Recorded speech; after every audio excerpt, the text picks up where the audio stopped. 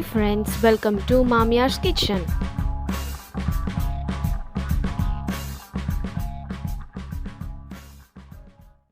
இன்னைக்கு நம்ம பார்க்க போறது நாட்டுக்கோழி ஃப்ரிட்டாட்டா.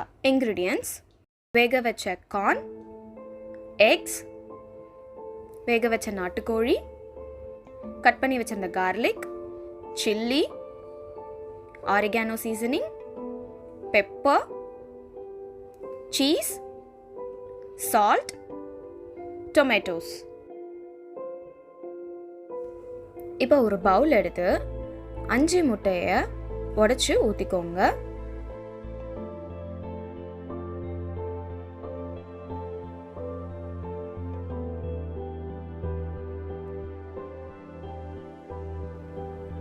தேவையான அளவு சால்ட், கொஞ்சமா பெப்பர் போட்டு நல்லா பீட் பண்ணிக்கோங்க.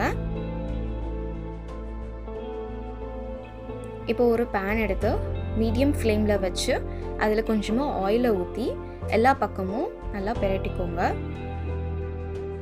இப்போ கட் பண்ணி வச்சிருந்த கார்லிக்,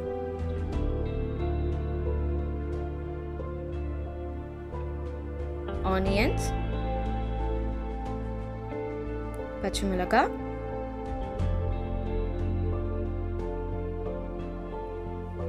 தக்காளி,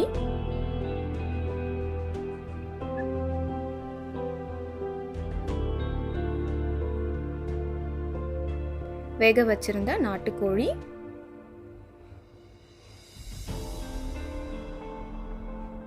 ஸ்வீட் கார்ன்,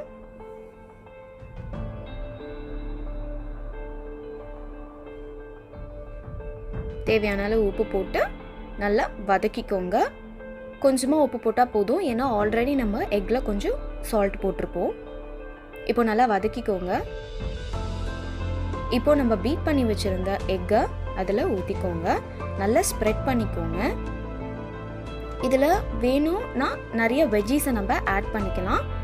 இப்போ கொஞ்சமாக எடுத்து வச்சிருந்த சீஸை போட்டுக்கோங்க. ஆரிகானோ சீசனிங், இந்த சீஸும் ஆரிகானோ சீசனிங் இருந்தால் போட்டுக்கலாம், இட்ஸ் ஆப்ஷனல்.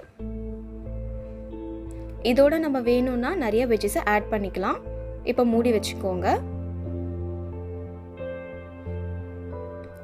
இப்போ சைட்ஸ் ஒட்டாமல் இருக்கிற மாதிரி நம்ம சைட்ஸை ரிமூவ் பண்ணிக்கிறோம்.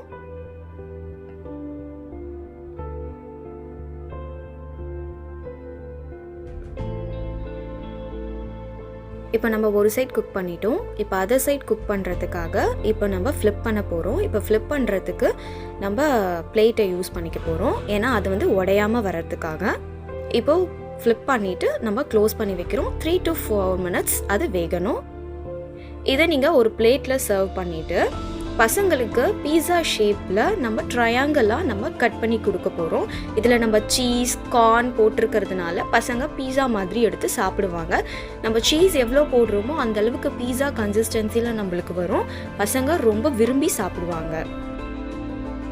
இப்போ நம்மளோட நாட்டுக்கோழி ஃப்ரிட்டாட்டா ரெடி.